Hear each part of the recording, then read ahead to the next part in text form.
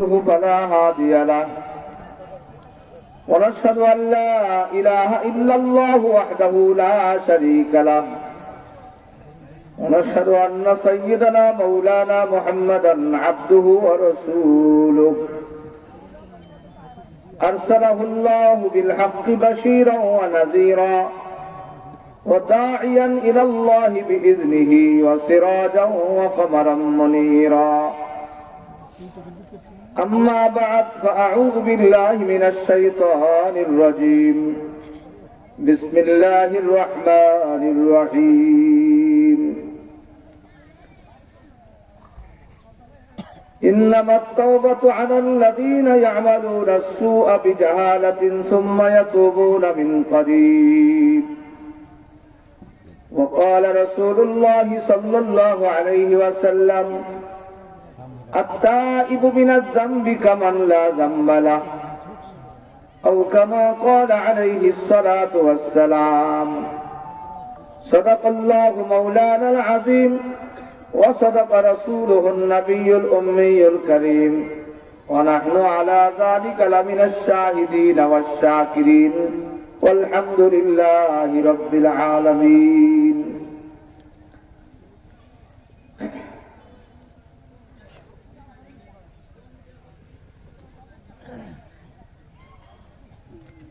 আল্লাহ জাল্লা জালালুহু আম্মা নাওয়ালুহু আজ 24শে জানুয়ারি সালথা তুবুলদিয়া মধ্যপাড়া আল মদিনা জামে মসজিদের উদ্যোগে এলাকাবাসী ও যুব সমাজের আয়োজনে আয়োজিত এই কোরআনী নুরানী মাহফিলে যে আল্লাহ আমাদেরকে আসা বসার তৌফিক দান করেছেন শুকরিয়া আদায় করে বলে আলহামদুলিল্লাহ।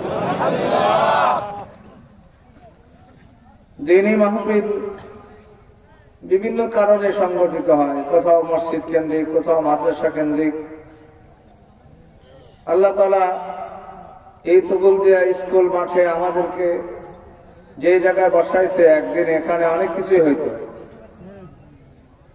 তবে আজকের জন্য এই জায়গাটা বড় দামি। কারণ কি দেখেন, মানুষের জিন্দেগির পরিবর্তন, এটা মানুষের চেহারা পরিবর্তন করা লাগে না, হাত পা পরিবর্তন করা লাগে না, শুধু নিয়তটা পরিবর্তন করলেই পরিবর্তন হয়ে যায়। ওমর রাদিয়াল্লাহু তাআলা আনহুর গায়ে ক্ষমতা ছিল, শক্তি ছিল, সাহস ছিল। এটা দ্বীনের বিপক্ষে যখন ছিল তখন নবীর মাথা কাটতে আসছে, আর যখন এইটাই আল্লাহ ঘুরেই দিছে তো নবীর জন্য মাথা দেওয়ার জন্য তৈরি হয়ে গেছে। নবীকে কি বললেন, হুজুর যেই দিন সত্য দিন, এইটা কখনো গোপনে থাকতে পারে না, চলেন আমরা আজকে কাবার সামনে প্রকাশ্যে নামাজ পড়ব। আল্লাহ রাসূল বললেন, ওমর ফিতনা হবে। ওমর বললেন, আমি সেনাপতি, আগে আমি থাকবো। এবার মাথার থেকে রুমালটা খুলে তরবারির আগায় বাঁধছে, রাসূল পিছে, সাহাবায়ে কেরাম মাঝখানে, ওমর আগে। আর রাস্তা দিয়ে অ্যাড দিতেছে, আসো, কোন ব্যক্তির যদি তার ছেলে মেয়েকে এতিম করার শখ থাকে তাহলে ওমরের তরবারির সামনে আসো, আজকে সত্য দিন কাবার সামনে প্রকাশ হবে, আল্লাহর নবী প্রকাশ্যে নামাজ পড়বে। কারো যদি স্ত্রীকে বিধবা করার শখ থাকে ওমরের তরবারির সামনে আসো, কারো যদি তার মাকে কামদানির ইচ্ছা থাকে ওমরের তরবারির সামনে আসো। এই তরবারিটাই একদিন একটু আগে আসছিল রসুলের মাথা কাটতে, সব ইতিহাস আপনারা জানেন। তো আসলে আমিও মোবারকবাদ জানাই এই তুবুলদিয়া গ্রামবাসীকে। আল্লাহ যেন এই গ্রামে আল্লাহ তাআলার ওলি পয়দা করে দেন, প্রত্যেকের ঘরের মধ্যে হাক্কানি রব্বানি আলেম তৈরি করে দেন।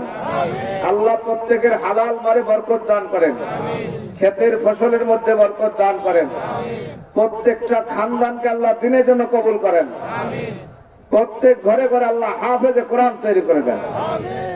কারণ আমাদের এক বিশাল পরিবর্তন, ঠিক না বেঠিক? মেলা এমনি কি দোকানপাট কম আসছে? দোকানপাট আসছে, সবকিছু আছে, বেচা কেনা আছে। আমরা যারা ওখানে নেতৃত্ব দিতাম, আজকের নেতৃত্বরা আগে যেভাবে দিতাম ওইটাই হয়তো গুনাহ, আর আজকের নেতৃত্ব দেওয়ার বেচা কেনাও হবে, সবও হবে। আমি যদি এই ফজিলত বয়ান করি তাতে 1 ঘন্টা সময়ের দরকার। যে আজকের এই পরিবর্তন, আজকের এই মাহফিলের বদলা আর ওই মাহফিলের পরিণতি, দুইটার কি অবস্থা একটু টাচ দিলে আপনারা বুঝবেন। মনে করেন আমরা যদি আজকের মেলায় দোকান আসছে, আগের মেলায়ও দোকান আসতো, কিন্তু আগের মেলার সাথে গান থাকতো, আজকের মেলায় কোরআন আছে। হ্যাঁ, গানে কি হইতো? গুনাহ। নবী বলেন আল গিনা রুকিয়াতুজ জিনা, গান হলো জিনার মন্ত্র। গান কি? জিনার মন্ত্র। কিসের গান?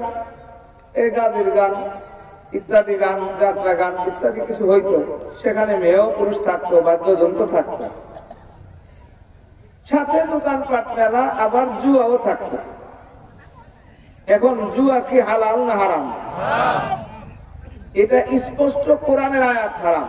ইন্নামাল খামরু ওয়াল মাইসার, মদ এবং জুয়া, মদ এবং ওয়াল আনসাব ওয়াল আজলাম, ক্রুসে এবং এই যে তীর নিক্ষেপ করা ইত্যাদি যত কিছু আছে, এগুলো আল্লাহ বলছেন রিজিসুন নাপাক মিন আমালি শয়তান, শয়তানের কাজ। আর আজকে এই মাহফিল যারা আয়োজন করেছেন, যাদের উদ্যোগে, যাদের কোরবানির বদৌলতে, ওইটা নফসের চাহিদা। ওইটা কি? আর এইটা ইমানের চাহিদা। নফসের চাহিদা মানুষকে কোন দিকে নেয়? জাহান্নামের দিকে নেয়, দুনিয়াতেও শাস্তির দিকে নেয়। নফসে চাইছে একজনের মেয়ের গায়ে হাত দিলেন, দিলেন হাত, এবার মার পিটানি আছে কিনা? নফসে চাইতেছে একটা মেয়ের সাথে কথা বলছেন, এবার বাড়ির মধ্যে দাওয়াত দিয়ে নিয়ে, গত পরশুদিন ওয়াজে গেছিলাম চর বানা, তো একটা বাড়ি দেখাইতেছে, বলে হুজুর এই বাড়ি, এটার নাম ডাকাত বাড়ি। কেন? বলে ওই পাশের বাড়ি, দুইটাই বড়। ওই মেয়ের সাথে কথা বলতো, ছেলের লোক দিয়ে আইনা বাড়ির ভিতরে মাইরা ফ্যানের সাথে ঝুলে রেখে। তাহলে ওইটার নফসের চাহিদা পুরো করতে গেছিল, ঠিক না? এই চাহিদা পুরো করতে যায় যে মৃত্যুটা হইল, এটা কি সৌভাগ্যের মৃত্যু না দুর্ভাগ্যের মৃত্যু? এই নিয়েতে যে লোকটা মারা গেছে, আমি নাম বলবো না, আমাদের গ্রামে একটা ঘটনা ঘটছে, ঠিক এরকম একজন পুরুষ লোককে মহিলা প্রলোভন দিয়ে নিয়ে গেছে। নিয়ে যাওয়ার পরে তাকে মায়েরা মাটির নিচে গেড়ে রাখছে। এখন বলেন এই মৃত্যুটা তো মনের চাহিদার মৃত্যু ছিল। এই মৃত্যু, এই আকাঙ্ক্ষা নিয়ে যে লোকটা মারা গেল, আর চিরজীবনে তার তওবার সুযোগ আছে? তাহলে এর চেয়ে হতভাগা কেউ হইতে পারে? আর তাই বলতেছিলাম, আনন্দ, বিনোদন, গান, নাচ সব মনের চাহিদা। আর কোরআন, ওয়াজ, দ্বীনি কথা, নামাজ, রোজা, হজ, যাকাত সব ইমানের চাহিদা। ইমান আমাকে কি দেয়, নফস আমাকে কি দিয়েছে, দুনিয়াবি শাস্তি কি আসছে, আখিরাতেরটা পরে, এই সম্পর্কে আমি দুইটা কথা আপনাদেরকে বলতে চাই। আপনারা নাম শুনেছেন বাগদাদ, নাম শুনেছেন কি?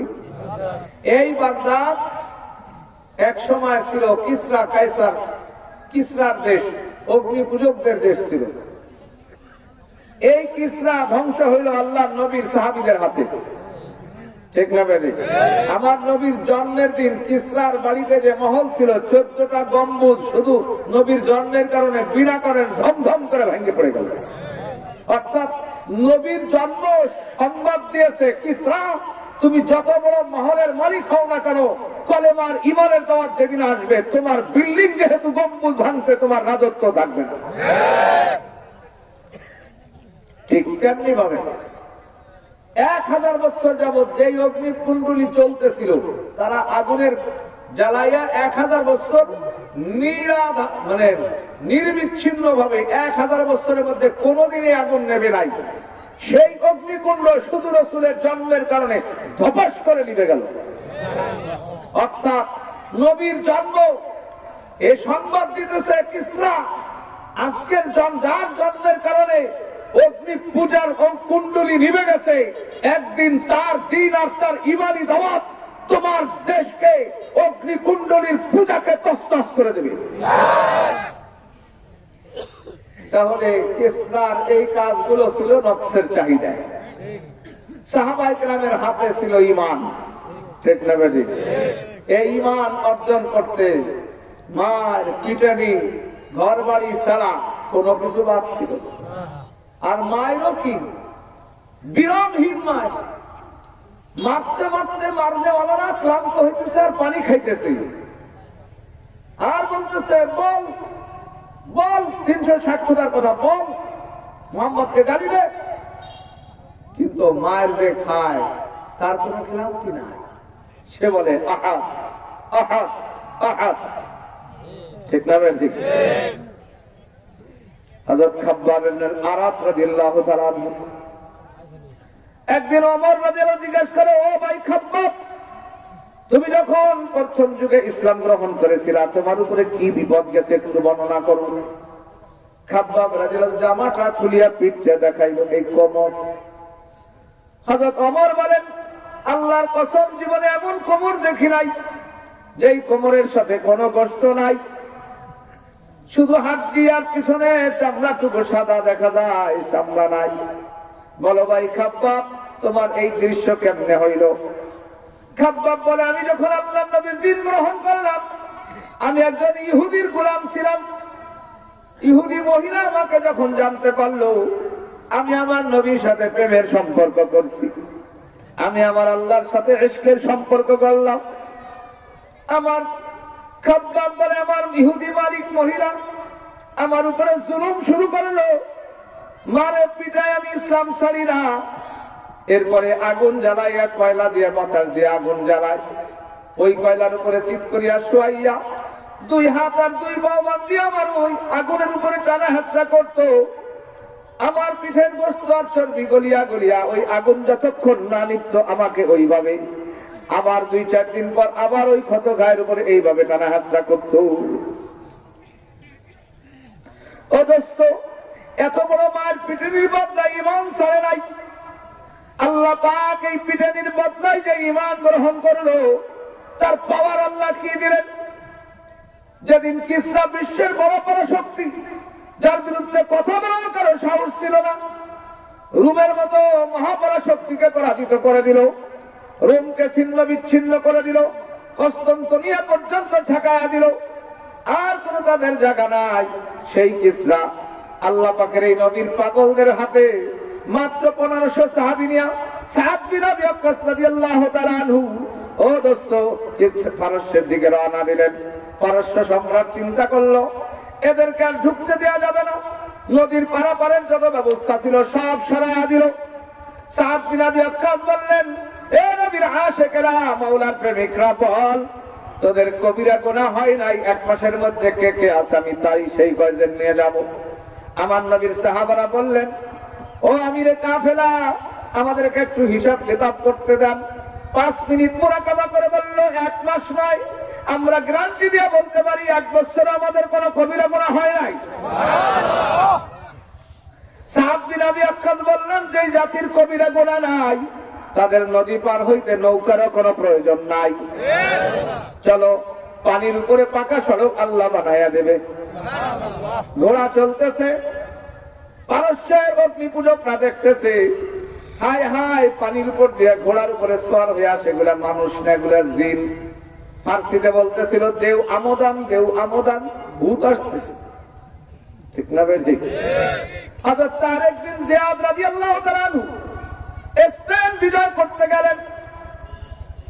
এই স্পেনে যাওয়ার পরে তারা শহরে ঢুকতে দিল না। গভীর রাত্রে কোথায় যাবে? সাহাবায়ে কেরাম জঙ্গলের পাশে যাইয়া তারেক বিন জিয়াদ বক্তব্য দিলেন, এই জঙ্গলের পশুরা শুনে নাও, শুনে নাও, আমরা মুহাম্মদুর রাসূলুল্লাহর সাহাবী, আজকের রাত আমরা এখানে যাপন করব, আমাদের জন্য জঙ্গল খালি করিয়া দাও। ইতিহাসের কিতাবে লিখেছে, শুধু বাঘ বন্দুক নয়, গর্তের পিপিলিকা পর্যন্ত তার ডিম নিয়ে জঙ্গল খালি করে দিল। আল্লাহ তারেক বিন জিয়াদের হাতে এই স্পেনকে স্বাধীন করার পরে 780 বছর মুসলমান এই রাষ্ট্র শাসন করেছে।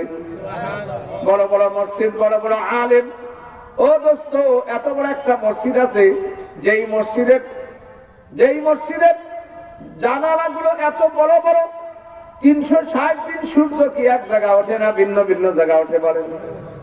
হ্যাঁ, এখন ওঠে এইখান থেকে, কয়েকদিন পরে এই দিক থেকে উঠবে, এক একদিন এক এক জায়গা থেকে ওঠে। মসজিদটা এত বড় ছিল, এত বড় বড় সামনের বড় বড় গেট ছিল, এক একদিন এক এক দরজা দিয়ে সূর্যের আলো ঢুকত। এই মসজিদের সামনে ইমাম বুখারীও সবক করেছেন, বড় বড় আলেমরা এখানে ইলম অর্জন করেছেন, নবীর সাহাবায়ে কেরামরা পর্যন্ত ওখানে হাদিসের দল দিত। আজকে সেই মুসলমানের 780 বছরের শাসন করা দেশ এখন ইহুদিদের দখলে। ওই মসজিদকে জাদুঘর বানায় রাখছে শুধু মনের চাহিদা পুরা করার কারণে।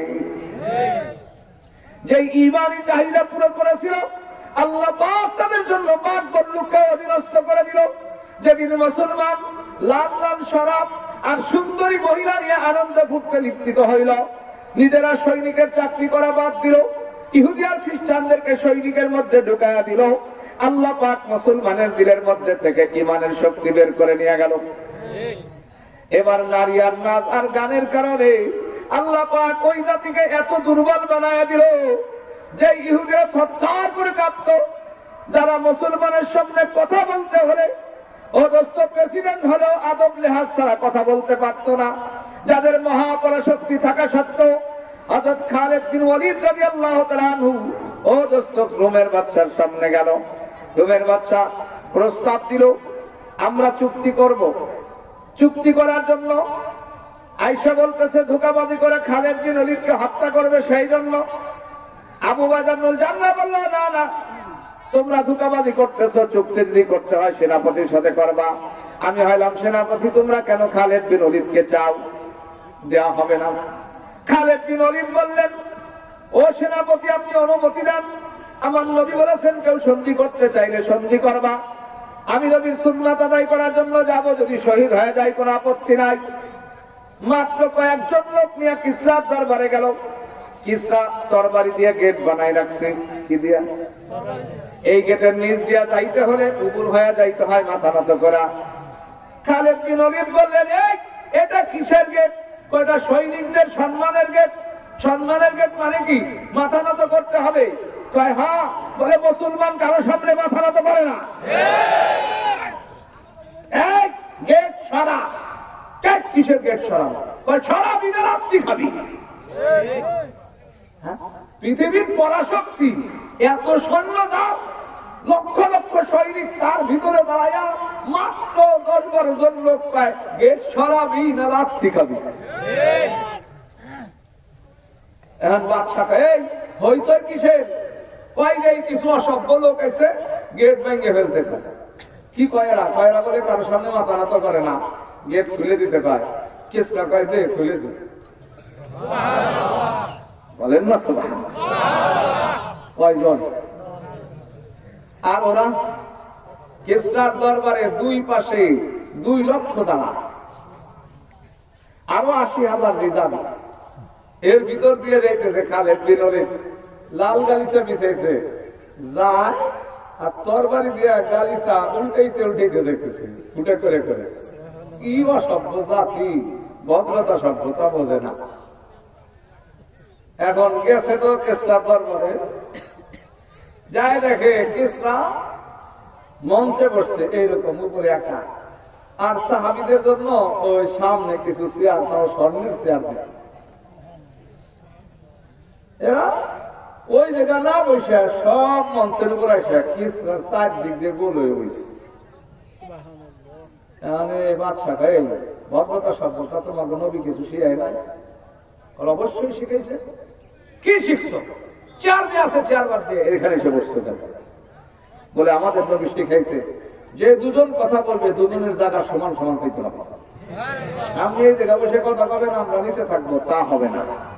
2 নম্বর, আমার নবী বলেছে মুসলমান স্বর্ণের চেয়ার ব্যবহার করা মুসলমানের জন্য হারাম। কত আপনি ভয় পাইছেন? মোল্লারা শক্তি পাই কোথায়? আমি তোমার শক্তির গুণা হলে কোন মন্ত্রী বা এমপি বা এসপি অথবা কোন ডিসি বা নেতা, ও দোস্ত তুমি যেই শক্তিতে লাভ দাও তোমার সে মোল্লার শক্তি অনেক দূরে। এদের সম্পর্ক ডাইরেক্ট আরশের মালিকের সাথে। সিরলে দিতে কেমনে? মোল্লারা তো ভালাই কেমন, আর ভালাই কেমন শক্তি দেখছিস নি কোথায়? আর কি কয় কজন আগে বসেন, নামে বসবো না।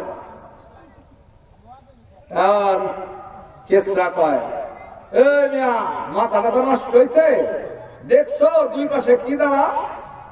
কি দাঁড়া বলে 2 লক্ষ আরো 80,000 দিয়ে যাবে। আমি একটা হুকুম দিলে তোমাকে সব পর্যন্ত 2,80,000 টুকরা করবে। কমার সাথে খালেদ বিন ওলীদ তরবারি টান দিয়ে মাথার উপর ঘুরলে দিয়ে কয়, আমাকে 2,80,000 টুকরা করার আগে তোর 100 টুকরা কর। শুনছেন সাহস? বাচ্চার এই তরবারি ঝকঝকি দেখে ওরা হামেশা শুরু হয়ে গেছে। নামাই দাও, এটা ভদ্রতা। মারতে পারছে নি? মারতে পারছে? আল্লাহু আকবার। একদিন রাত ছিল, আমি এই জায়গা দিয়ে যাইতেছিলাম, আমাকে মারার জন্য চতুর্দিক থেকে আক্রমণ করার জন্য লাইফ নিয়ে বেরিয়েছে। আবার একদল পাগলের মতো ছুটছিল লিয়াকত সাহেব কোথায়, ঠিক না বেটি? যারা মারতে চাইছে তারা এখন নাই, আমরা চালাইছি। আল্লাহ বাতিল কো বাতিল সে টকরা লাগাতার হালাক করবে। তো এখন কিসরা নির্বোধ অভদ্র, তারপরেও খাবার করা দিচ্ছে, রাষ্ট্রীয় খাবার খাইতেছে, দস্তরখানে রুপড়ে গেছে, খালেদ বিন ওলীদ কুড়ে খাইতেছে।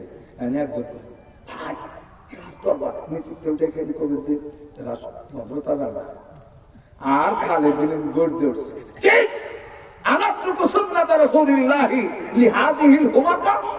এই আহম্মকদের জন্য আমি আমার নবীর সুন্নাত ছাড়ব নাকি? ইমানের পাওয়ার।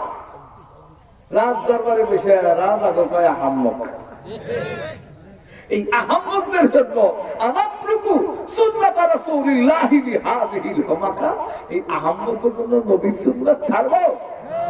ও দোস্ত, জীবনের বাজি রাখিয়া যারা কিসরার সামনে বলেছিল আহম্মকদের জন্য নবী সুন্নাত ছাড়বো না, ও মুসলমান ও শালকাত গোলদিয়ার ভাইয়েরা, আজকে আমরা আল্লাহর দ্বীনকে জবাই করে করে বাড়ির থেকে বিদায় দিতেছি। এখন কিসরা খাওয়া দাওয়া করে যাইতেছে, গালিচা উল্টাইতে উল্টাইতে যায়। কিসরা কয় মাথায় কিছু ধুলে দিয়ে, কি দিয়ে দেয়? এখন কিসরা সৈনিকরা মাথায় ধুলে দিয়ে দিতেছে। আল্লাহু আকবার। সাহাবায়ে কেরাম বলল, মাথায় ধুলে দাও নাই, ইরাকের মাটি আমাদের মাথায় তুলে দিছে। আল্লাহু আকবার। তাই বলতেছিলাম দোস্ত, যেদিন তার আমলের চাহিদা বাদ দিয়া ইমানের চাহিদা পুরা করছে, সারা বিশ্ব থরথর করে কাঁপছে। আজ আমরা মনের চাহিদা পুরা করতেছি, ইমানের চাহিদা বাদ দিয়া তো সারা বিশ্ব আমাদেরকে পিটাইতেছে। তাই বলতেছিলাম, ওই দিনের মেলার আজকের মেলায় পার্থক্য নাই কিছুই। আজও দোকান আছে, সেদিনও দোকান ছিল। ওই দিন যারা মেলা করেছিল তারাই যদি আজকের মেলার নেতৃত্ব দেয়, তারা ওমরের কাতারে আছে। আল্লাহ আমার সব ভাইদেরকে কবুল করে না, সকলকে দিনের সহিবুল দান করেন। আমার যে ভাইরা মনের আচ্ছা চাহিদাকে বিসর্জন দেয়া লা ইলাহা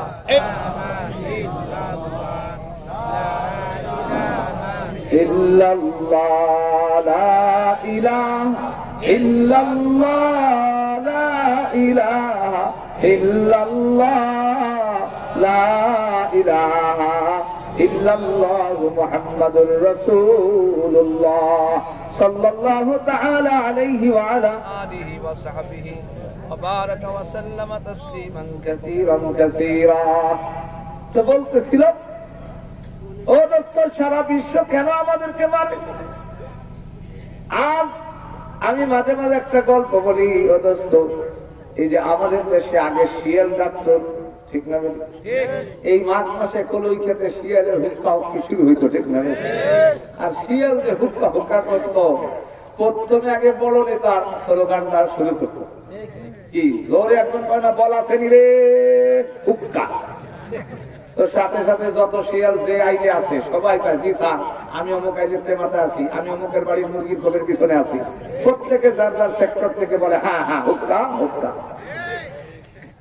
কিন্তু বাড়ির থেকে যদি কুত্তায় বহুনি দিত, দেখা যেত শিয়াল কত চুপ, সিগন্যাল বেশি ভালো না, কি ঠিক না বেটে?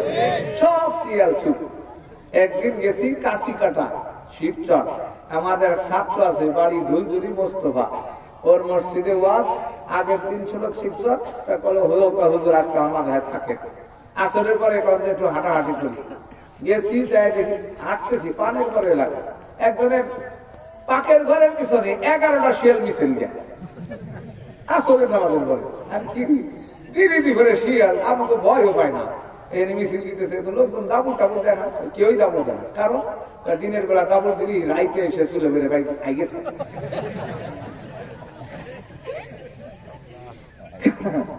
আর কুত্তে এত বহুনি করে না, বহুনি কুত্তে শিয়ালের ডাক শুনলি শহীদ চলে যায় বলা।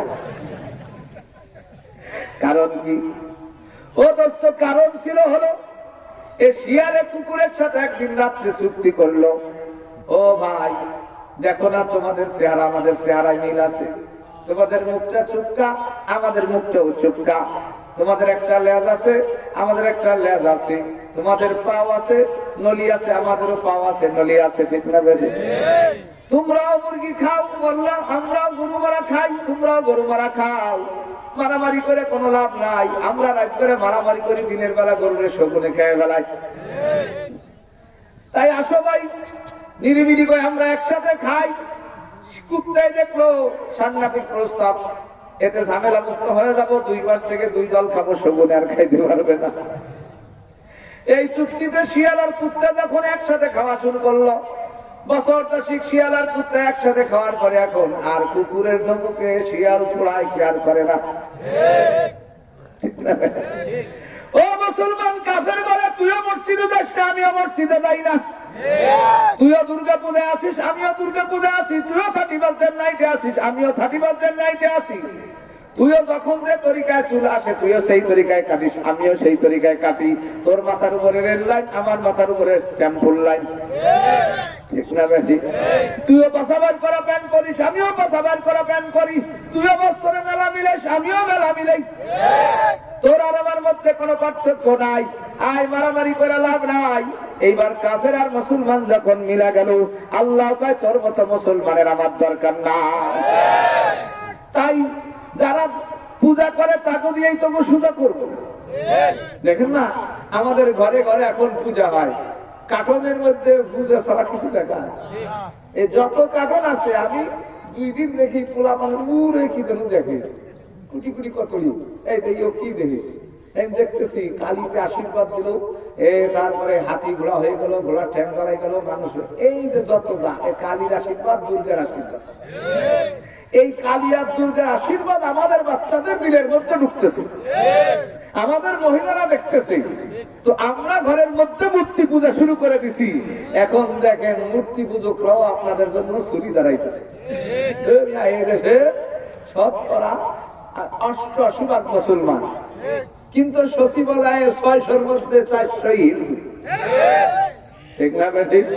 এখন যত প্রতীক পাবে ঘোষ আর ঘোষ আর মালক, আপনারা যারা আছেন আপনারা হলো নারকেলের আশা পুষ্পেন। অবস্থা খারাপ। আমি বিএনপি আর আমলিক বাহিনীর কথা বলতেছি না, ও দোস্ত আপনি বিএনপি করেন অসুবিধা নেই, আমলিক করেন অসুবিধা নেই, এটা আমাদের বিষয় না, তবে মুসলমানিত্ব হারায়েন না। আল্লাহ সেই জন্য আল্লাহ বলতেছেন ওয়ালা নুযিকান্নাহুম মিনাল আযাবিল আদনা দুনাল আযাবিল আকবার লাআল্লাহুম ইয়ারজিউন। এ মুসলমান আমি মার দিছি তোরে জাহান্নামে দেওয়ার জন্য নয়, আমার মায়ের খাইয়া তাড়াতাড়ি আমার ঘরে ফিরে আয়, আয় আয় ফিরে আয়। আল্লাহ ডাক দিয়ে বলতেছেন ইয়া আইয়াতুহান নাফসুল মুতমাইন্নাহ ইরজিই ইলা রাব্বিকি রাদিয়াতান মারদিয়াহ ফাদখুলি ফি ইবাদি ওয়াদখুলি জান্নাতি। মুসলমান নির্বোধরা ভুলের খেসারত আসার আগে ভুল ঠিক পায় না, বুদ্ধিমানরা ভুলের খেসারত আসার আগে ভুল ঠিক পায়। যেমন আপনাদেরকে বুঝাই দিতে চাই, নবাবরা বুঝছিল না যে ব্রিটিশ এদেশে কি করবে, আলেমরা বুঝছিল। তাই নবাবদেরকে আলেমরা ঢুকার সাথে সাথে বললো নবাব ভুল করো না, ইংরেজদেরকে জায়গা দিও না। নবাবরা বললো না, কোম্পানি খুলবে, চাকরির খাত বাড়বে, দেশ ডেভেলপ হবে।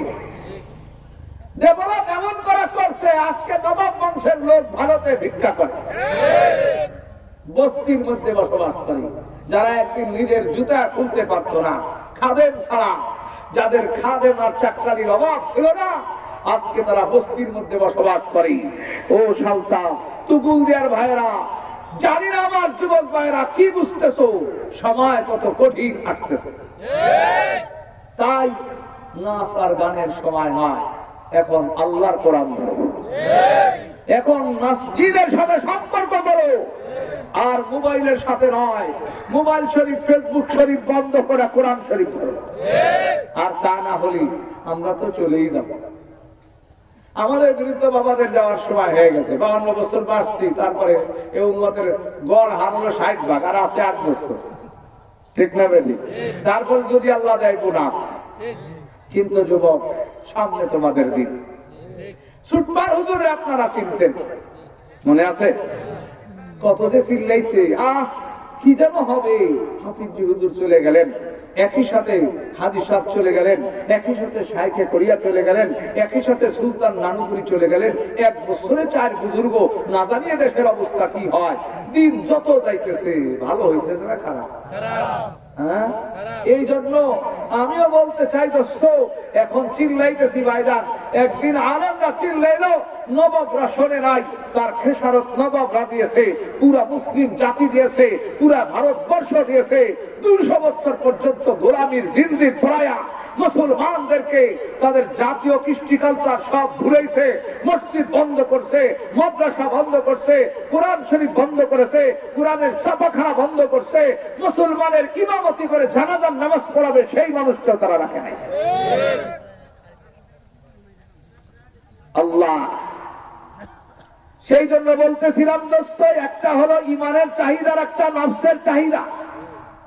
ইমানের চাহিদা আল্লাহ দুনিয়াতে এমন করে দিল, সারা দুনিয়া থরথর করে কাঁপে। ও আমার তুগুলদার ভাইয়েরা, ও আমার সালতার ভাইয়েরা, আজকে যারা ইমানের চাহিদা পুরো করার জন্য ওই মনের চাহিদাকে বন্ধ করেছো, আমি দোয়া করি আল্লাহ যেন তোমাদেরকে অমরের সাথে জান্নাত নসিব করে।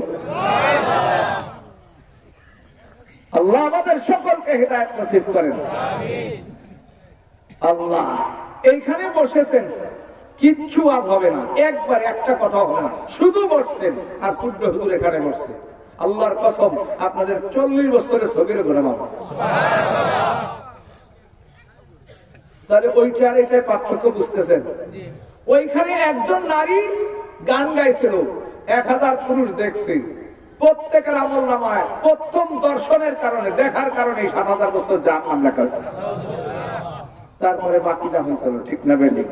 ওইখানে একটা জুয়ার দোকান বসেছিল, এই কারণে যত মানুষ এই এলাকায় তার বাধা দেয় নাই, এবং যারা চুপ ছিল উভয়ের উপর আল্লাহর গজব আসত, ঠিক না বেলি? এই জন্য বলতেছিলাম, অনেকেই একটু মনে মনে কষ্ট পায়, আমরা একটু বিনোদনমূলক অনুষ্ঠান করবো, তা হুজুর গোজালায় পারি না, ঠিক না বেলি? ও ভাই, বিনোদনমূলক অনুষ্ঠানের চিরস্থায়ী ব্যবস্থা আল্লাহ করেছেন। আল্লাহ বলেন, ফাদখুলি ফি ইবাদি ওয়াদখুলি জান্নাতি। আর আমার বান্দা হয়ে যা, দুনিয়াতে তোর বিনোদনের জন্য সারা বিশ্বকে মুক্ত করে দিব, আখিরাতে তোর জন্য আমি হুর গেলে মানের ব্যবস্থা করব। ওরে আমার জান্নাতে আসবি, সেখানে খালি জান্নাত নয়, এখানে বসে বসে সুবহানাল্লাহ বলতেছি আর জান্নাতে গাছ তৈরি হইতেছে। ও যুবক, যত দুনিয়ার নারী আর গাছ দেখো, এদের সৌন্দর্য চিরস্থায়ী না অস্থায়ী।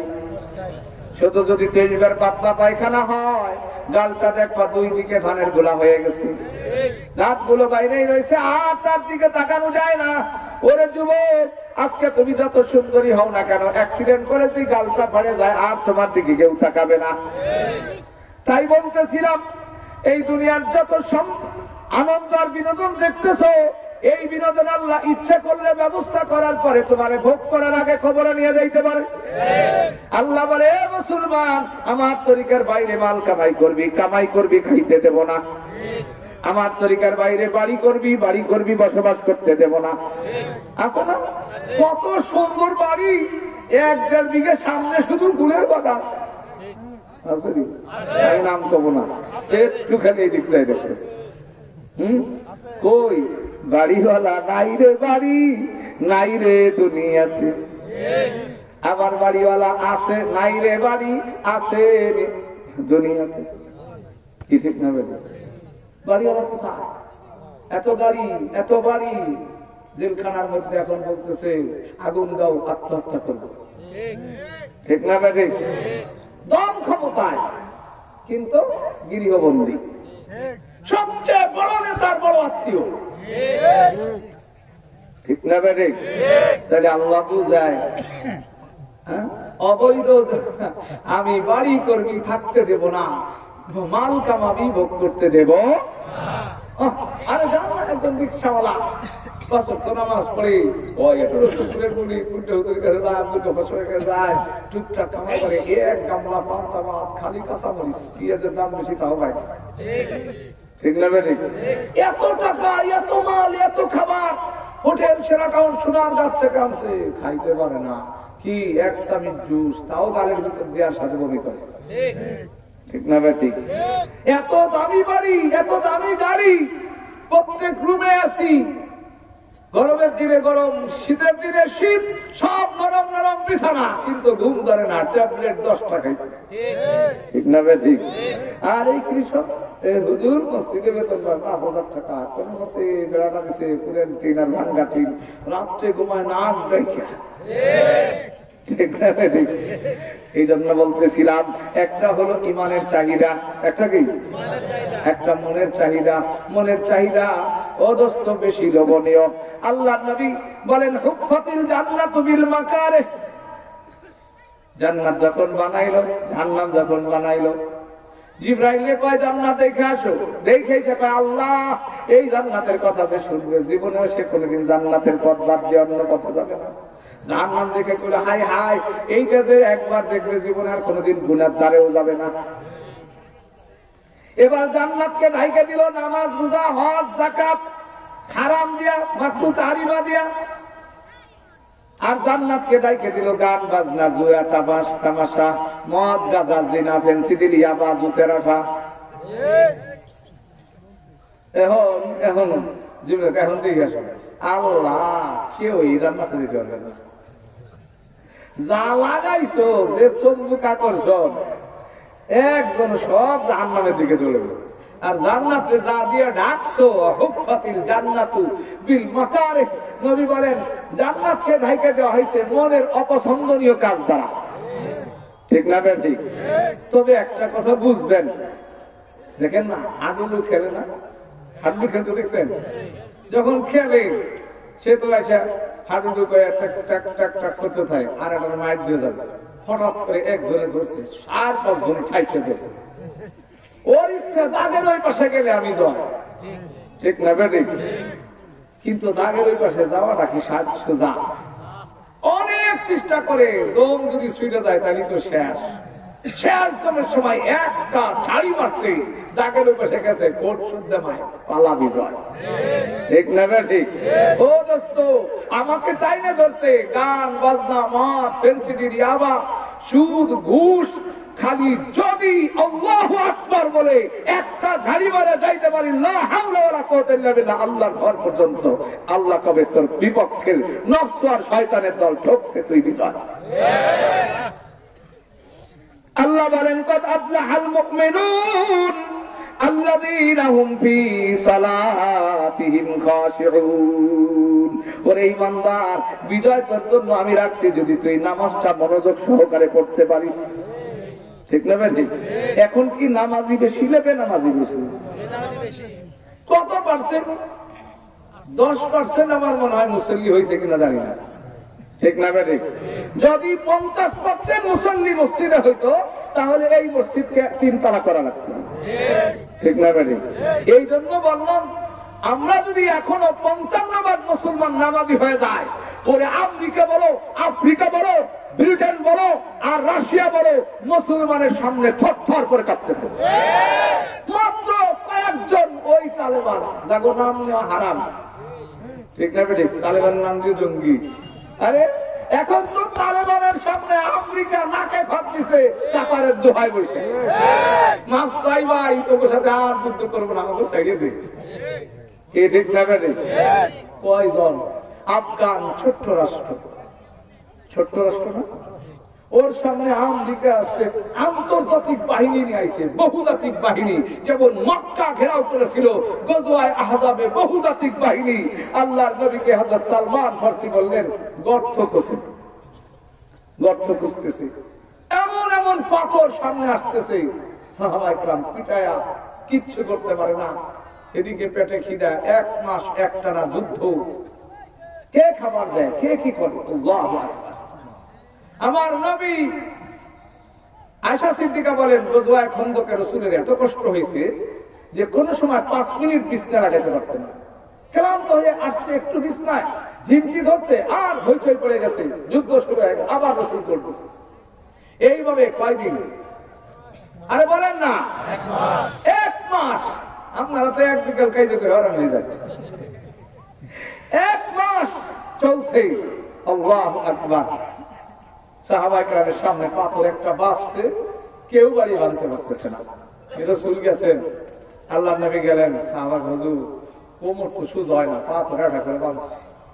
রাসূল জামা হুসে করে দেখালেন, আমারও 2টা।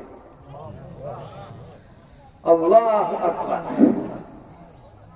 একজন সাহাবী, নামটা ভুলে গেলাম, ওই সাহাবী উনি দেখতেছেন যে রাসূল ক্ষুধার্ত, সাহাবায়ে কেরাম ক্ষুধার্ত। সাহাবায়ে কেরাম যত খাওয়া পারবো না, দেখো রাসূল খাওয়া পারবে। বাড়িতে বিবিরে বলল ঘরে কি আছে? বললো 1.25 আটা আছে, গম আছে, আর বাড়ি একটা ছাগলের বাচ্চা আছে। স্ত্রীকে ছাগলের বাচ্চা জবাই করে দিয়ে বললো রুটি বানাও। স্ত্রীর কথা রাসূলকে গোপনে দাওয়াত দিবা। কইছে হুজুর আনতা সালাসাতা নফর ওয়া আনতা রাবিআতা আশার, 13 জন আপনারা দিয়ে 14 জন, অথবা 14 জন আপনারা দিয়ে পুরো 15 জন। রাসূল সাল্লাল্লাহু আলাইহি ওয়াসাল্লাম খন্দকের পাড়ে দাঁড়ায়া এলান করতেছে, ইয়া আহলাল খন্দক হালুম ইলা তুআমি জাবের। জাবের রাদিয়াল্লাহু আনহু, হালুম ইলা তুআমি জাবের, এই খন্দকবাসী আসো, জাবেরের বাড়ি দাওয়াত খাইতে যাও। জাবের মুখ দিছে জায়গা দৌড়ে, ইজ্জত মান হুজুর খাইছে, আমি খানা পাকাইছি 13-14 জনের, হুজুর 1500 দাওয়াত দিছে। রাসূল বুঝছে যে ছোট পাতিলে পাকাইছে। রাসূল ডাক দেয়, ইয়া জাবের লা তাদাইল বুরমা, ও জাবের আমি জানছি তুমি ছোট পাতিলে পাকাইছো, তবে আমি যাওয়ার আগে পাতিলটা চুলাতে নামাস না। ইয়া জাবের লা তাদাইল বুরমা, বুরমা মানে ছোট পাতিল, কেদের বলে বড় পাতিল আরবিতে। লা তাদাইল বুরমা। জাবের যায় কয় সর্বনাশ। স্ত্রী কয় রাসূল দাওয়াত দিছে, তুমি কি বলছিলা এই পর্যন্ত কথা? কহা বলে তাইলে কোনো চিন্তা নাই। ঈমান কারে, ঈমান কারে। আমরা যদি আপনি বড় বড় মৌলবী ইজ্জত মান বোঝে না, এ আসুক সলাতে বেরিয়ে দিবা।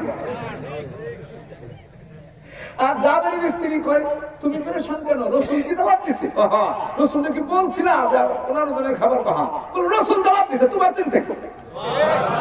যে রাসূল দাওয়াত দিছে তার আল্লাহ খাওয়াবে। আল্লাহু আকবার। আল্লাহর নবী জাবেরের বাড়িতে গেলেন, চিন্তা করে রাসূল কয়, এ জাবেরের স্ত্রী, রুটি তুমি বানাবা, কিন্তু দলাটা আমি বানাই দেব। আটা ছেনতেছে আর রাসূলের মুখের থুথু।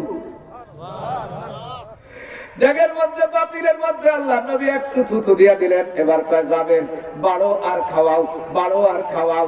ঘরের মধ্যে বসি, এক সাথে 200-300 বসি আর খাওয়ায়, বাড়ো আর খাওয়াও। 1500 খাওয়া শেষ। এবার রাসূল কয়, আনো আমিও খাই তুমিও খাই। খাওয়া শেষ। আল্লাহর নবী হাড্ডিগুলো জমা করে দিয়া বলে, ও জাবেরের বকরি, তুই বকরি হয়ে যা। এবার বকরি হয়ে গেল। রুটিও 1500 আগে যা ছিল তৈয়ার। আল্লাহর রাসূল কয়, নে যাবে তোর বকরি নে, তোর রুটি নে, আল্লাহ আমাদেরকে খাওয়াই দিয়েছি। এই জন্য বলতেছিলাম ঈমানের চাহিদার মজা এটা প্রথম দিক দিয়ে কষ্ট, যেমন ভাইজান ওষুধ খাওয়ার মজা কষ্ট, ঠিক না বেটি? খাইলে সুস্থ হবে। ও দোস্ত, জ্বর হয়েছে কিচ্ছু ভালো লাগে না, যা দেয় সব খেতে লাগে, ঠিক? জন্ডিস হয়েছে কিচ্ছু ভালো লাগে না, খালি খাইতে চায় পোড়া মাটি, খাইতে চায় কয়লা, খাইতে চায় কাঁচা চাই। যত খাবে তত বাড়বে, ঠিক না বেড়ে? নফসের চাহিদা, মনে চায় গান শুনবো, বাজনা শুনবো, প্রেম করবো, আই লাভ ইউ করবো, ঠিক না বেড়ে? সুদ খাবো, ঘুষ খাবো, এগুলা বেমজা।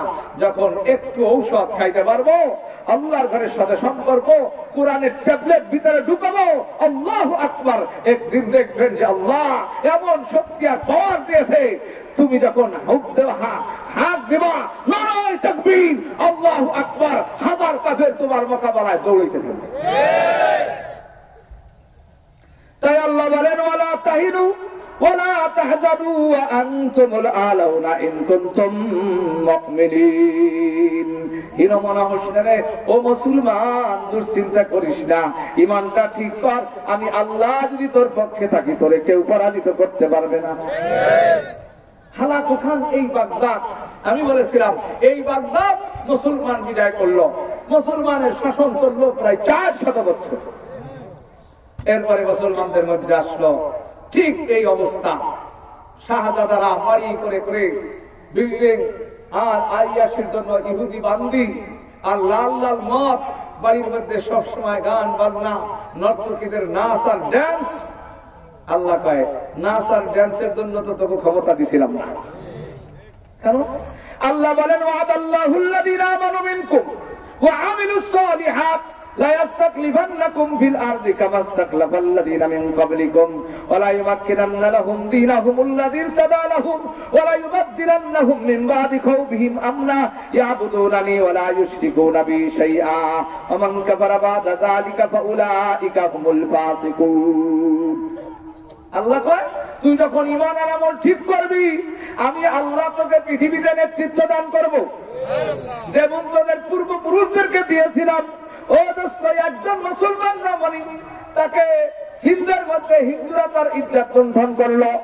এই মহিলা চিৎকার দিয়ে বলল, ইয়া আল হাজ্জাজ, ও হাজ্জাজ তুই কোথায়? আমার ইজ্জত কাফেরে নাই। একজন গোয়েন্দা এখানে দাঁড়া ছিল, হাজ্জাজ বিন ইউসুফকে জানায়া দিল। আপনারা জানেন, ইসলামের ইতিহাসে হাজ্জাজ বিন ইউসুফের মতো জালেম বাদশা হয় না, কিন্তু সে ছিল মুসলমান, ভিতরে ইসলাম আর মুসলমানের কি পরিমাণ চেতনা ছিল দেখেন। সে সৈন্য পাঠাইল, 4000 সৈন্যের মধ্যে প্রায় 1200 শহীদ হয়ে গেল, মুসলমান সৈনিক পরাজিত হয়ে গেল। মুসলিম নারীকে সে ছিনাই নিতে পারল না, বিজয় লাভ করতে পারে নাই। হাজ্জাজ কসম খাইল, যতক্ষণ পর্যন্ত আমার ওই বোনকে আমি উদ্ধার করতে না পারবো, মাথায় পানি দেব না, বিছনায় পিঠ লাগাবো না, দুধ আমি কোনো খানা খাবো না, আমি গোশত রুটি খাবো না, শুধু পানি আর দুধের উপরে জীবন চলতো। এবার কসম করছে, মাথায় পানি দেয় না, গোসল করে না। ও দোস্ত, কি যে অবস্থা! আবার বাচ্চার কাছে সৈনিক চাইল, আবার সৈনিক দিল, আবারও পরাজিত হইল। তৃতীয়বার বাচ্চা আব্দুল মালিক ইবনে মারওয়ান বলে, ও হাজ্জাজ, একার জন্য আর কত মুসলমানের জান দেবা? হাজ্জাজ কয়, এইবারের মতো দেন, যত ক্ষতি হবে আমি খেসারত দিব। এবার নিজের জামাই 16 বছরের যুবক মুহাম্মদ বিন কাসিমকে সেনাপতি বানাইয়া ও দোস্ত সিন্ধে পাঠাইলো। আল্লাহু আকবার! এই মুহাম্মদ বিন কাসিম এই নারীর ইজ্জতকে আল্লাহ রক্ষা করাইলো।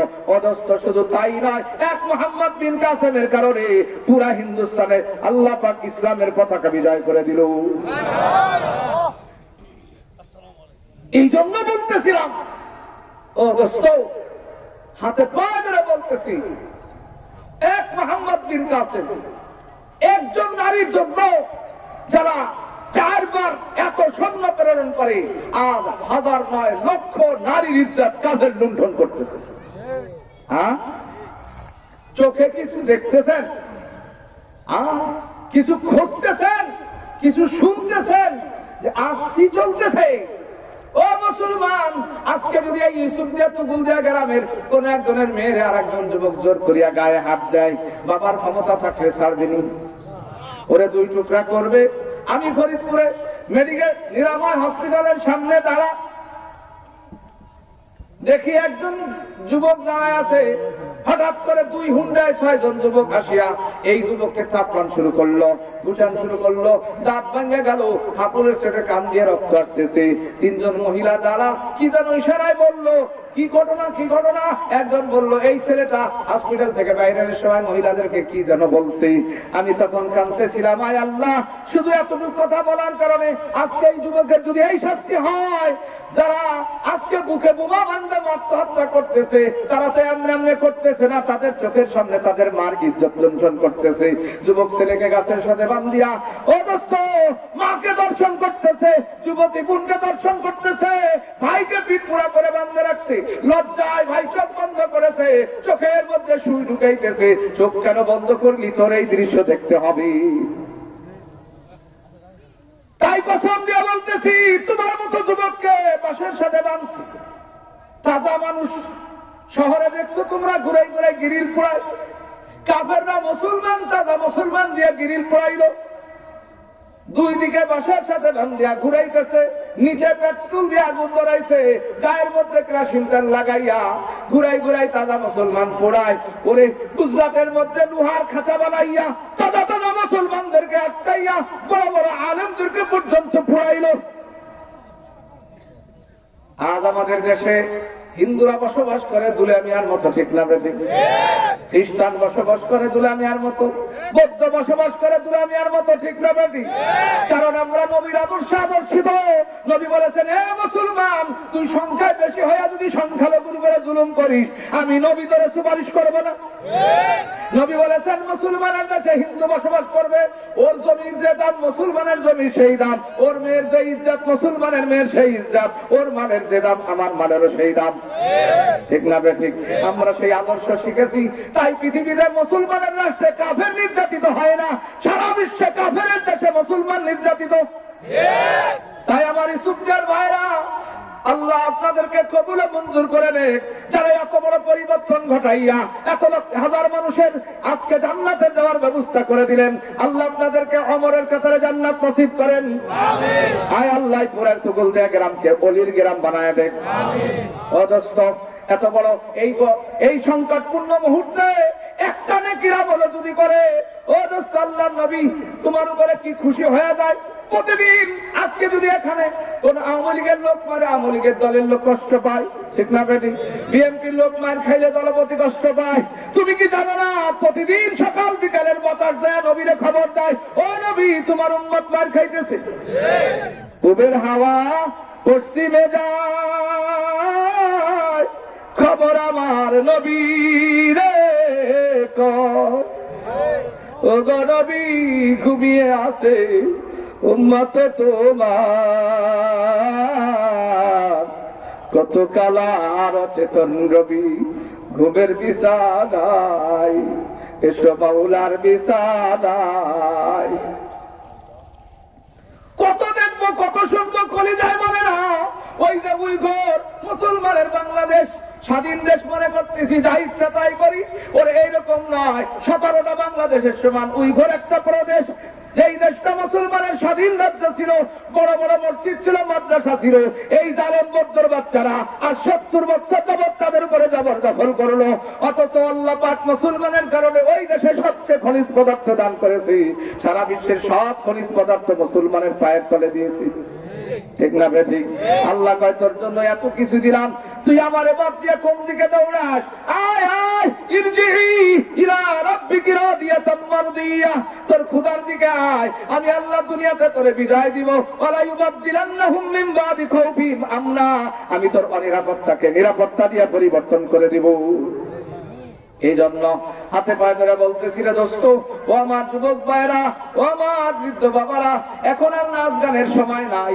ও দোস্ত, এখন একমাত্রই তৈরির সময়, কারণ সারা বিশ্বের কাফের একমত হয়ে গেছে। সারা বিশ্বের কাফের একমত, পৃথিবীর থেকে মুসলিম জাতিকে উৎখাত করতে হবে। সারা বিশ্বের জাতিসংঘ আজ দেখতেছে ফিলিস্তিনের মুসলমানের বাড়িঘর জবরদখল করতেছে, জাতিসংঘ কোনো কথা বলে না। অদস্ত মায়ানমারে মারপেট ফেলে বাচ্চা জব করে, মোদী শয়তান কয় সন্ত্রাস দমন হইতেছে। মুসলমানের নারীকে আগুনে পোড়া যায়, এর নাম বলে সন্ত্রাস দমন। তাই হাতে পায়ে ধরে বলতেছি, যদি আজ আমার দেশের এই অবস্থা হয়, চলানের কোনো জায়গা থাকবে না। ঠিক না বেঠিক? মায়ানমারের মুসলমান আমার দেশে পলাইছে, আমার আশেপাশে 1000 কিলোমিটারের মধ্যে কোনো মুসলমান দেশ নাই। সেই জন্য যদি মোকাবেলা করতে হয়, অস্ত্র দিয়ে পারবে না। অজস্র সংখ্যাগরিষ্ঠতা দিয়ে ইসলামের বিজয় কখনোই আসে নাই। 1 নম্বরে রাখবে ইমানি শক্তি। তাই আল্লাহ বলেন, ওয়ালা তাহিনু ওয়ালা তাহজানু ওয়া আনতুমুল আলাউনা ইন কুনতুম মুমিনিন। এ মুসলমান, আর বিভেদ নয়, আর আমলিক বিএনপির ঝগড়া নয়, আর জাসদ বসদের মারামারি নয়, ইসলামী ঐক্যজোটের হেফাজতের ধাক্কাধাক্কি নয়। আসো দোস্ত, কিয়ামার লাকিয়ামের মারামারি বাদ দিয়া, ওরে আমার ভাইজানেরা, উম্মতকে নামাজের দিকে ডাকো। নামাজ না হওয়ার ফতোয়া দিও না। আছে নি? আছে। কুদ্দের হুজুরের নামাজ হয় না, অমুকের নামাজ হয় না। আমিন জোরে না বললে নামাজ হবে না, সূরা ফাতিহা জোরে না পড়লে নামাজ হবে না। আসেনি? ও দোস্ত, ভাগাভাগি করিও না, উম্মতকে শান্তিতে থাকতে দাও। তুমি যদি পারো, তুমি একজন কাফেরকে দাওয়াত দাও, তুমি একজন বেনামাজিকে নামাজি বানাও। তুমি আলেমের বিরুদ্ধে ফতোয়া দিয়া পাবলিককে আলেম বিরোধী করতেছো, বুঝা গেল হয়তোবা তুমি ইহুদির দালালি করতেছো। কেন? আজ করুণা হুজুরকে আপনারা চেনেন? বলেন, চেনেন না? ধোঁকাবাজ, বাটপারি করছে, আপনাদের সাথে মিথ্যে কথা বলছে। বাপের বেটার মতো ওই কণ্ঠ যা 25 বছরে ছিল, এখন 104 বছরে সেই কণ্ঠ বেড়ে কখনো তার কাছে মাথা নত করে নাই। এবং আমি দেখছি অনেক হুজুর লজ্জার খাতিরে কথাটা একটু ঘুরে পায়। আমার পুট্টে হুজুর, আমি হই আর যে হই, সুধা কয়ে দেবে, বাসার লোক উঠে ধরে বাড়ি দেবে, কারো ভয় করে না। আপনারা আশরাফ আলী সাহেবকে দেখেছেন, অদস্ত মুফতি আব্দুল কাদের সাহেবকে দেখেছেন, শামসুল হক ফরিদপুরীকে শুনেছেন, বাহিদার পুরা হুজুরকে অনেকে দেখেছেন, শুনেছেন। ওলামায়ে কেরাম আপনাদের থেকে পুড্ডার হুজুর যদি মাল কামাই করতো, ওনার বাড়ি কি চিনির ঘর থাকে? হ্যাঁ, নিজামুদ্দিন কল করছে, সেটা অনেকেই সমালোচনা করে। আবার নিজামুদ্দিন অল করুক আর যাই করুক, ডাকাই দিতে করে না। ঠিক না বেটি? এ দোস্ত, 2000 কোটি টাকা তো নিজামুদ্দিন মারে নাই, 1000 কোটি পুড্ডা হুজুর মারে নাই।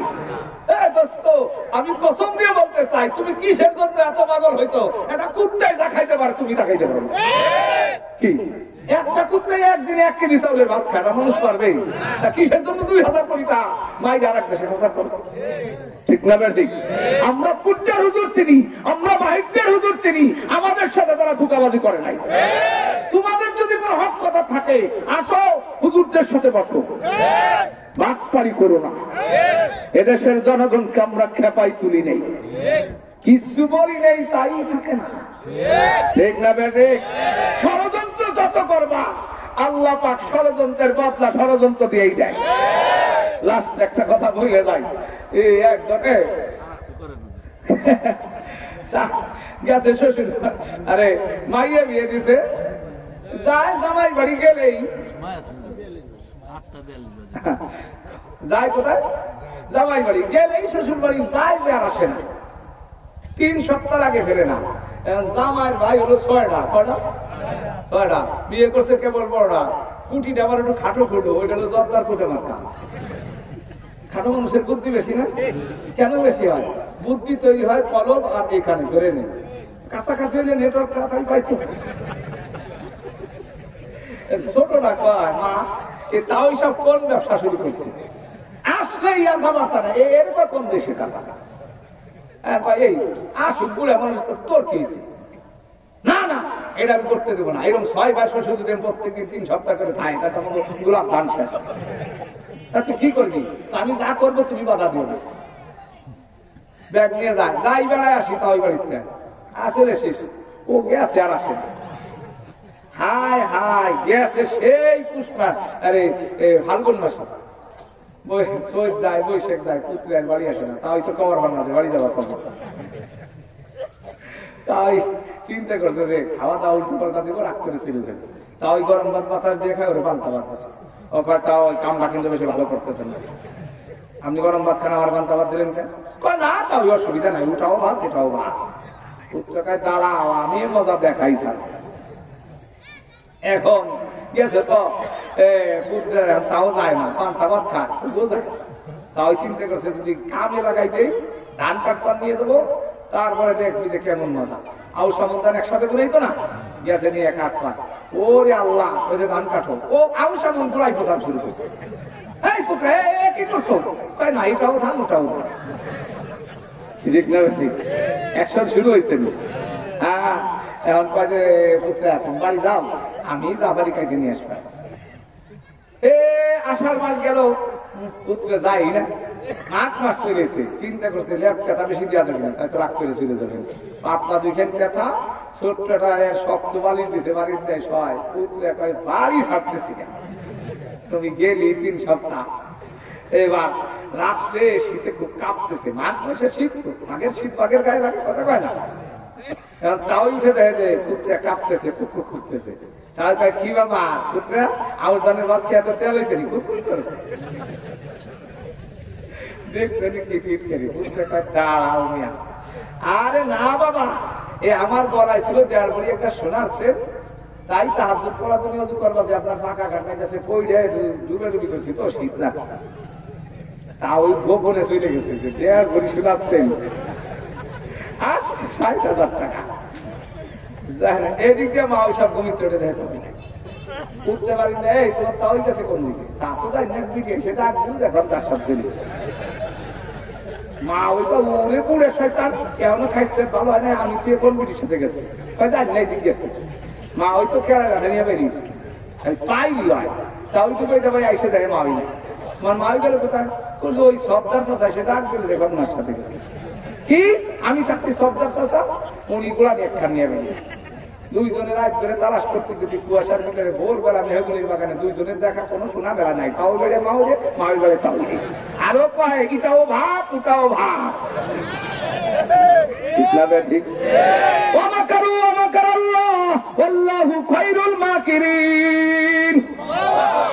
বাটপারি করবি, সময় আসলে বদলা পাবি।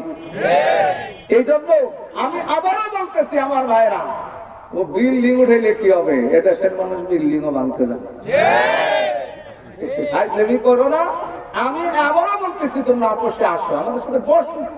তোমরা এই দেশটাকে উশৃঙ্খল করো না, এই দেশে ঝগড়া বাঁধায়ও না। আল্লাহ পাকের মেহেরবানি, এদেশে উলামায়ে কেরাম, আরে আয় না। আমি তো সারা দেশে বলছি, যত জায়গা বাতিল চ্যালেঞ্জ করবে, কেউ মোকাবেলায় না দাঁড়ালে আমি আসি। কে আসবি, কোন দেশের থেকে আলেম আনবি, আমি সৌদি আরবের থেকে আনবো। হ্যাঁ, সব জায়গায় বলে দিয়েছি।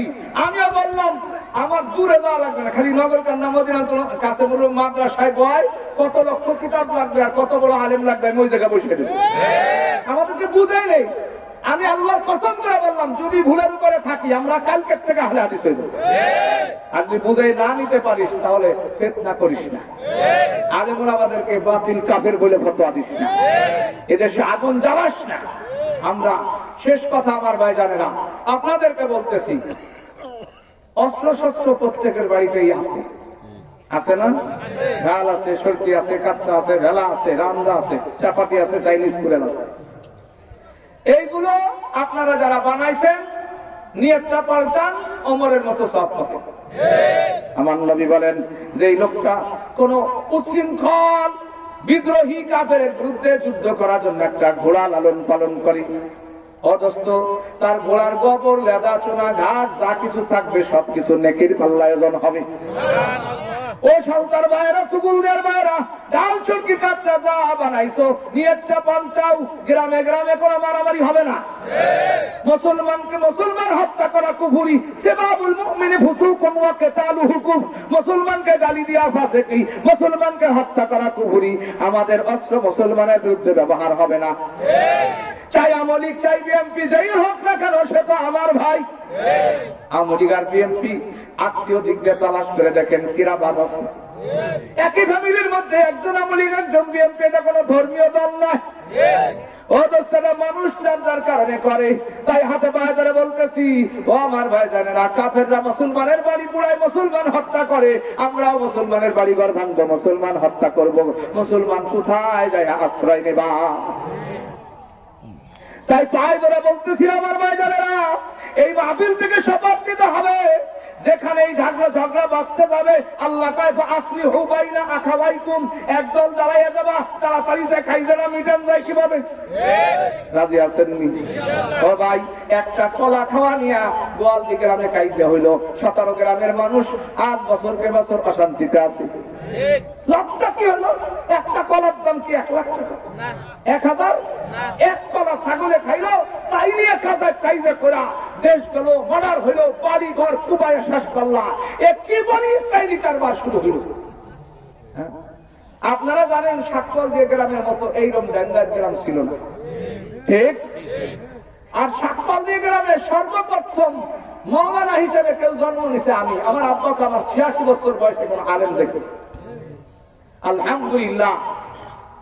আর সাতকল দিয়ে গ্রামে কাইজা হয় না।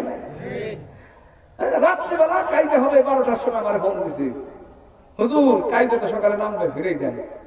চিন্তা করি কি গুনে ফিরাবো। আমি গেলে কিরা মারে 2 চেয়ারম্যান 4 চেয়ারম্যানকে ফোন দিছি, ভাই সকালে সবার কাজে ফিরে দিতে হবে। সব 2 পাশে অস্ত্র শস্ত্র গোছানো, 2 চেয়ারম্যান 4 চেয়ারম্যান আইছে, 2 ভাগে যায়, এগো ফিরে গেছে, ঠান্ডা হয়ে গেছে। আলহামদুলিল্লাহ। এখন এরা কয় ওরা খবর দিছে, ওরা খবর দিছে, খবর কেউ দেয় না, খবর দিছে আমার। ঠিক না? আমার কি গুণ হয়েছে? যদি কাইজে ঠেকানোর জন্য মিথ্যা কথাও করা লাগে তাতেও সওয়াব হবে। আমি একেবারে কসম করে বলতে পারি, যদি কেউ আপনার সামনে একজন কইতেছে কালকে ওরা ঠ্যাং কাটে দেব, আপনি দুধ বেঁচে যাইতেছিলেন, এই লোক দেখলো যে ও জানি কি এরকম চাতাচাতি করে, আপনি শোনেন না, এই তুই যে জায়গা যাইনি কি করলো রয়েছে, এই লোকটা কয় ভাই যা কইছে আমারই মনে করছিল যুদ্ধে বাড়ি দিই, খালি আপনার অর্ডারের আশা আছে। সত্যি কথা কইছে কিন্তু গুনাহগার। আরে যদি বলতো না ভাই ও কিচ্ছু করে নাই, কইলো যে ওনার সাথে আমার বাবার সাথে সম্পর্ক ছিল, ওনার সাথে একবারে সারা জীবন কাজ করছি, কি জন্য উনি আমার উপর রাখছে তা জানি না, যদি কেউ এসে মিশে দিত ভালো হইতো। এই লোকটা নরম হয়ে যাবে। এই জন্য শেখ সাদি বলছেন এইরকম মিথ্যা কথা, যেই মিথ্যায় ঝগড়া মেটে সেই মিথ্যায় সওয়াব হবে। কোন কোন জায়গায় মিথ্যা কথা বলা ওয়াজিব, রাগ করবেন না আবার। যেমন আপনারা একটা কিতাব পড়বেন, নাম জেমানুল ফেরদাউস, বাংলায় তার অনুবাদ হয়েছে বেহেশতের গ্রান্টি। এর মধ্যে রেখেছি একজন সন্ত্রাসী একটা লোককে খুন করার জন্য তালাশ করতেছে। এই লোকটা আপনার বাড়িতে আশ্রয় নিয়েছে, সন্ত্রাসী দেখে নাই, আপনারা জিজ্ঞেস করলো আপনার বাড়িতে অমুক ঢুকছে, এই সময় মিথ্যা কথা বলা ওয়াজিব। বলতে হবে না সে আমার বাড়ি আসে না।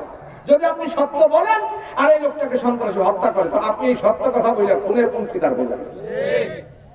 এই জন্য ভাই আমার সুলতানগর কান্দার সুনাম সারা বাংলায় আছে। আল্লাহর কসম, আপনারা আমার সাথে ঘোরেন দেশের কোনায় কোনায়, সেই বান্দরবন সুখবিলাস পাহাড়ের ভিতরে ঢুকছি আমি আমার ফ্যামিলি নিয়ে, ওই যাবো নীলগিরি দেখার জন্য। বান্দরবন বাংলাদেশের উঁচা পাহাড়, প্রায় ম্যাঘ গায়ের সাথে লাগে, 3,500 ফিট উঁচা, ওখানে যাবো। পুরো ফ্যামিলি গেছে ওয়াজের সময়, ছেলে মেয়ে জামাই করেছে, যাওয়ার তো সুযোগ হয় না, ওয়াজ আছে চিটাগাং, আমাকে নিয়েছে। তো ওইখানে গেছি, পথে দেখি একটা মসজিদ মাদ্রাসা, পরে মনে পড়লো তো সুখবিলাস মাদ্রাসা। এই মাদ্রাসাটা আব্দুর রহমান সাহেবুর হাজি সাহেবুর করছিলেন উপজাতিদের জন্য, যে তারা যেন ইসলামের দিকে আসে, ওখানে হাসপাতাল করছিলেন। তো নামলাম, একজন এসে আসসালাম হুজুর কেমন আছেন? আমি কি এ তো বাঙালি না, মানে চিটাগাঙ্গে হইলে তো হুজুর কেন আছেন, কম আছেন না, ওরা হুজুর কেমন আছেন? আপনার বাড়ি কোথায়? আলভাডাঙ্গা। আলভাডাঙ্গা?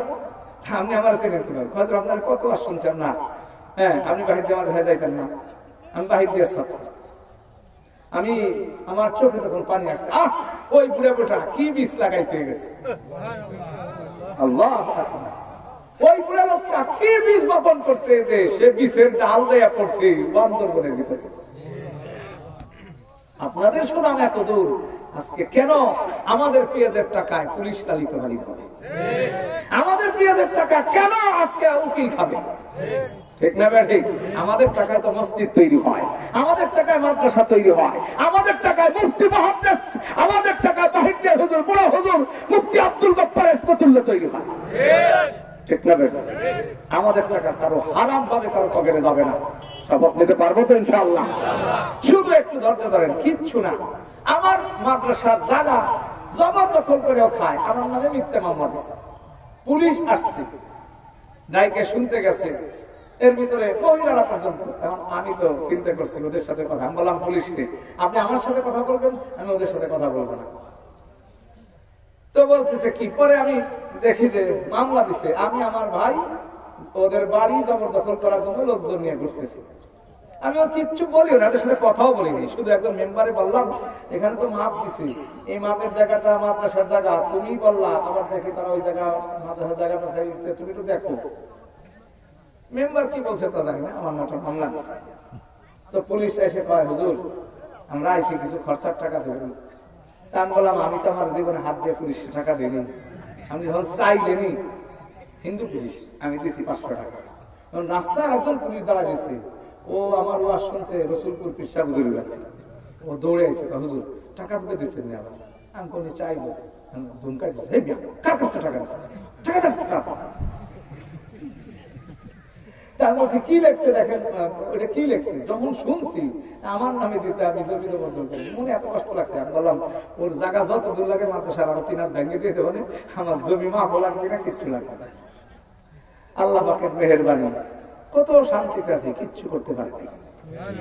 আমি যে ওই দিন প্রতিবাদ করতাম মার্ডার হয়ে যেত, ঠিক না বেটি? আমি ইচ্ছা করতাম, আমার কাছে পরে মাফ চাইতে আসছে। আমি বললাম দেখো আমি তোমার বিরুদ্ধে না মামলা দিছি না, তোমার প্রতিশোধের পাগল আমি। তুমি যদি অন্যায় করে থাকো, আমি জীবনে কারো প্রতিশোধ নিতে চাই নাই, আমার প্রতিশোধ সর্বদাই আল্লাহ নিয়ে দিছে। যে ব্যক্তি তার নিজের হক নিয়ে যুদ্ধ করবে সে মারা গেলে শহীদ হবে, কিন্তু যদি কেউ হককে ছেড়ে দেয়, 10 টাকার হক ছেড়ে দিয়ে আল্লাহ 1000 টাকা দিবে। আমি এই বিশ্বাসী হওয়ার পরে আমি জীবনে 2 জায়গা প্রতিবাদ করে ঠকছি, এরপরে যত জায়গা ছাড় দিছি দেখি আল্লাহ এত জিতায় যে আমার দ্বারা না এই দুনিয়ায় রাষ্ট্রের ক্ষমতা হতে পারত না। এই জন্য ঠকতে রাজি আছেন? কে কে রাজি আছেন? আল্লাহ আমাদের ভাইদেরকে কবুল করে নাও। আল্লাহ তুমি এই অলির দেশকে, আল্লাহ আমাদের দেশের মানুষের টাকাকে হেফাজত করো, এই ঢাল সরকি কাফের বিরুদ্ধে ব্যবহার করার তো ঠিকানা। এই জন্য নিয়ত পাল্টাবো। যদি আমার সীমানা, আমার বাংলার জমিনের 1 ইঞ্চি কেউ দখল করতে আসে, সেদিন আমাদের ঢাল সরকি ব্যবহার হবে। যদি আমার দেশের 1 বালু কেউ ছিঁড়ে নিতে চায়, এদেশের একটা মসজিদকে বন্ধ করতে চায়, সেদিন আমার অস্ত্র ব্যবহার হবে। তাহলে অস্ত্র বানায় যত তেল দিবেন তত সব হবে। এখন আর মুসলমানের মারামারির সময় নাই। ওঠো দোস্ত ওঠো। আর আমার ভাইরা, আমি আবার আপনাদেরকে কলিজা খুলে দোয়া করতেছি, যারা আজকে ওই মেলা আর গান বাদ দিয়া এই হাজার মানুষের দ্বীনি কথা শোনার জন্য ব্যবস্থা করেছেন, আল্লাহ যেন আপনাদেরকে ওলিয়ে কামেল বানায়। যারা মনে মনে কষ্ট পাইছেন তারাও দিলটাকে পরিবর্তন করেন। আল্লাহ সকলকে কবুল করে নেন। আপনার আমার কলিজার ভাই, আল্লাহর কসম সন্তান থানার মানুষ আমাকে এত মহব্বত করে, আমি যেখানেই যাই কোন জায়গা মাঠ খালি দেখি না। বলেন দেশের মানুষের দেশে শোনে, কিন্তু আমি দেখি সালতানগর কোনটার মানুষ যেখানে যায় উপচে পড়ে মানুষ। আমি তো সন্ধ্যার পরে বসছি, মাঠটা খালি। দেখেন তো এত বড় মাঠ ভরতে হইলে বড় একজন উপরে কাটা লাগতো, ঠিক না? আল্লাহ আপনারা যে কলিজা দিয়ে ভালোবাসেন, আমি আপনাদেরকে ভালোবাসি। আমি শেষ একটা দাওয়াত দিয়ে যাই। আমাদের সাকপালদে মাদ্রাসায় ইংরেজি মাসের শেষ শুক্রবার মজলিস হয়, আপনার যাবেন ইনশাআল্লাহ, কিছু ইসলামী কথাবার্তা হয়। আর আপনারা জানেন আমাদের সাকপালদে মাদ্রাসা পুরুষ মহিলা উভয় শাখা দাওরা হাদিস পর্যন্ত। যে সাকপালদে একদিন একজন মুদাররিসের বেতন ছিল 450, তাও 24 মাসের বাকি ছিল। খাবার কোনদিন ইমাম সাহেব পাইতো না, আজকে 35 জন শিক্ষকের বেতন, এই বছরের ব্যয় 59 লক্ষ টাকা। এজন্য আপনাদেরকে, আপনারা জানেন এক সময় মাদ্রাসা 24 বছর কোনো কালেকশন ছিল না, কারো কাছে কোনোদিন রসিদও ছিল না, চান্দার জন্য আসতো না। পূর্বে হুজুর আমাকে বারবার বলছেন, আব্দুল গফফার সাহেব হুজুর বলছেন মাদ্রাসাকে তুমি জনগণের কাছে পৌঁছে এবং বাড়ি বাড়ি দাওয়াতটা পৌঁছে যে সাকপালদে মাদ্রাসা আছে। তো সেই হিসেবে আপনাদের কাছে আসবে ইনশাআল্লাহ। আমাদের সাথে থাকবেন তো? আল্লাহ তৌফিক দান করেন। এবং আমি জানি আমাদের এদেশের মানুষ নিজের রক্তের চেয়ে মাদ্রাসাকে বেশি ভালোবাসে। এদেশের মানুষ নিজের রক্তের চেয়ে মসজিদকে ভালোবাসে। যদি তাই না হইতো, 1 বস্তা পেঁয়াজ আনতে মাঠের ঘাড় বেঁকা হয়ে যায়, গাম আমদানি ভিজে যায়, তারপরে হুজুর আসলে গামলা ভরে দেয়। হ্যাঁ, হুজুর আমার বাড়ি খানা খাইতে হবে। গেছি, খানা টানা খাওয়ার পরে লোকটা ছাত্রকে পায়, বস্তা যতক্ষণ না ভরে ভরবা। আল্লাহ, মানুষ গরিব মানুষ, কত লোক পেঁয়াজ লাগাইছেন? হুজুর মাত্র 10 কাঠা। 10 কাঠা পেঁয়াজ লাগাইছে, সে আমার ছাত্র বস্তা ভরো। আমি চিন্তা করলাম এগুলা নবীর প্রেম, এগুলো আমার চেহারা দেখে না, এগুলো আল্লাহ আল্লাহ রসুলের প্রেম। আল্লাহ যেহেতু আপনাদেরকে এই প্রেম দিছি, এই দেশের মানুষ যারা মসজিদের জন্য রক্ত পানি করা 3000 পাঠ দিতে পারি, যে আজকে বিল্ডিং হইতেছে মাদ্রাসা, আমি এই করোনার মধ্যে 19 লক্ষ টাকার কাজ করছি, কিছু ধার করতে আছে বাকি 6 লক্ষ টাকার মতো, কিন্তু এটাও তো মানুষ দিয়েছে, ঠিক না বেটি? তো বলতেছিলাম আপনাদের টাকায় মসজিদ তৈরি হয়, যদি কেউ এই সালতার মানুষের নামে বদনাম ছড়ায় যে সালতা মসজিদ ভাঙছে, সে মিথ্যাবাদী। সালতার মানুষ মসজিদ ভাঙতে পারে না, সালতানগর কান্দার মানুষ মাদ্রাসা ভাঙতে পারে না। অতএব যারা বলবে তারা অপবাদদাতা, তারা মিথ্যাবাদী। তোমরা সাবধান হও, না হলে জনগণ তোমাদেরকে প্রকাশ্যে বিচার করবে। আল্লাহ আমাদেরকে তৌফিক দান করেন। আমার কথা কষ্ট হয়ে থাকলে মাফ করে দিবেন। এখন যিনি বয়ান করবেন, যার বয়ান শুনলে চোখে পানি আসবে, যিনি কত মানুষের ফাঁসির রশি গলায় ঝুলে তওবা করাইছেন, আমার ভাই আব্দুল সালাম সাহেব, উনি এখন বয়ান করবেন। এরপরে আমাদের সকলের মুরব্বী পুরুরা হুজুর তিনি দোয়া করবেন। ইনশাআল্লাহ আমরা জমে বসে এখানে, আমার বয়ান অনেক দূরে, আমি এই গ্রামের মানুষ এক দল গেছে, হুজুর তারিখ দিতে হবে। আমি চিন্তা করলাম সেই এখান থেকে বিনপুর কাছে না, এই কুয়াশার মধ্যে কেমনে যাবো তা জানি না, তবে দোয়া করে আল্লাহ যেন আস্থানে পৌঁছে দেয়। আপনাদের ভালোবাসার কারণে আসছি, মনে চাইতেছিল, মনে হইতেছে যদি রাত 12টা বন্ধ করে তবে একজন উঠতেন না, তবে সব পেয়ে গেছেন। তবে আমার সময় নাই, দোয়া করবেন। আমার প্রশাসনের ভাই আসছেন, এই যে আমাদের উপজেলা চেয়ারম্যান সাহেব আসছেন, আল্লাহ ওনাদেরকে দিনের কাজে ওনাদের ক্ষমতা ব্যবহার করেন। আল্লাহ আসসালামু আলাইকুম। আব্দুল সালাম ভাই আছেন, এরপরে পুরুরা হুজুর।